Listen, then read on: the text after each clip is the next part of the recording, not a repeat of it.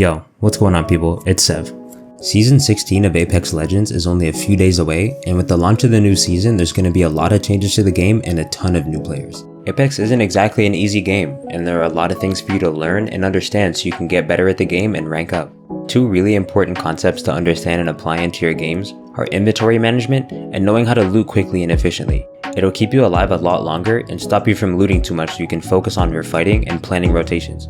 In this video, I'm going to be covering everything from what to prioritize when looting, what your backpack should look like, and what weapons to choose for your playstyle.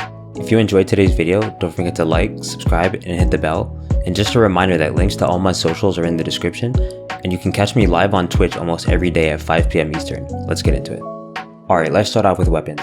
The guns you choose in this game are going to be dependent on four things: the current meta and which guns are the best, your personal playstyle, the legend you're playing, and what loot is available to you off drop. It's a little rare to find your ideal loadout right off the rip because of RNG, but landing at a POI with mid to high tier loot is sure to increase your odds of finding better weapons. When you're landing, you should already have a few weapons that you're looking for in mind, and if you don't find them right away, pick up a temporary weapon that you're confident with, preferably one of the same ammo types. You can store attachments for the gun you're looking for. Quick side note, but make sure to practice the guns that you aren't confident with using in the range whenever you get the chance. Not finding your ideal guns off drop will happen way more often than you think, so it's important to be able to pick up any weapon and be able to get the job done with it. Now back to it. Regardless of your playstyle, you should have weapons that cover most, if not all, ranges.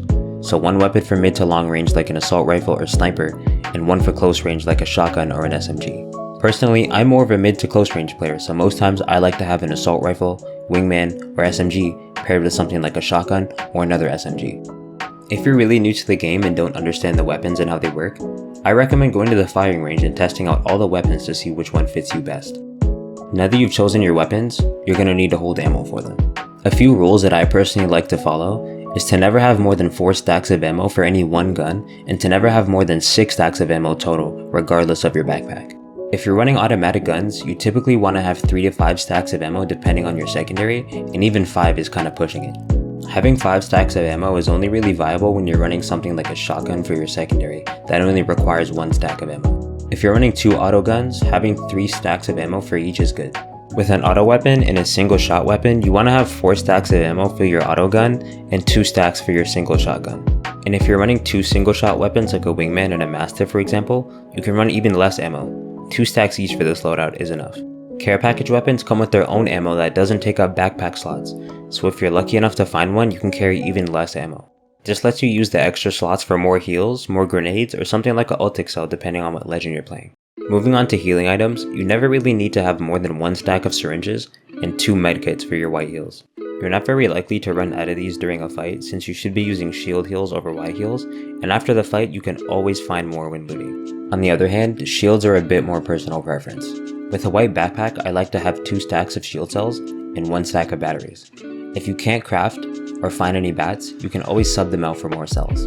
If you have a gold body shield, you can replace your batteries with more cells and your medkits with more syringes since they allow you to heal faster. In case you didn't know, gold body shields make it so shield cells and syringes restore 50% of your shield and health respectively, so there's no point in carrying bats or medkits.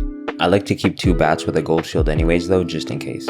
It's also insanely important to carry grenades on you at all times. Each grenade has its own purposes and niche uses, and which ones you choose to carry is entirely up to you. Arc stars and frag grenades can be great for doing opening damage or even securing a kill before your team and the enemy team even engage each other. Thermite grenades are great for finishing kills, burning enemies behind cover or through doors, and covering the sound of you reviving your teammates. Grenades also come super clutch in endgames. When every team is really close together, you have the potential to deal massive amounts of damage to multiple enemies with a well-placed nade. I try to keep at least 2 grenades on me whenever I can. Now I know I just dumped a lot of information on you, so let me put things into perspective. We're gonna go over what your backpack should look like at different points during the game. Here's what my ideal inventory looks like with a white backpack. I like to have around 4 stacks of ammo, a phoenix kit, 2 bats, 2 medkits, 8 cells, 4 syringes, and 2 grenades. With a blue backpack, I like to add another stack of ammo and 2 more bats. And when I find a purple backpack, I add 1 last stack of ammo and either another grenade, more bats, or an ultic cell. It's really up to you. I'm not going to go over the gold bag since it has the same amount of slots as the purple one. Gold bags just let you carry extra large heals like bats or medkits. Now that you know what to carry in your inventory, we're going to go over what items to prioritize when you're looting death boxes. If you're looting during or after a fight and your shield is low or cracked, the absolute first thing you need to do is shield swap. People call this game third-party Legends for a reason. Another team could be only a few seconds behind you after a fight, and if you take the extra time to full heal manually instead of shield swapping, you're gonna get sent back to the lobby more often than not. Shield swapping instantly restores your shield, which ensures that you're prepared for a potential third party and lets you use white heals right away instead of taking 5 seconds to use a battery. After you shield swap, prioritize grabbing shield heals and ammo first. If another team challenges you while you're looting, you'll have enough heals to keep you alive and enough ammo to fight them off. If you reach this point in the video, thanks so much for sticking around.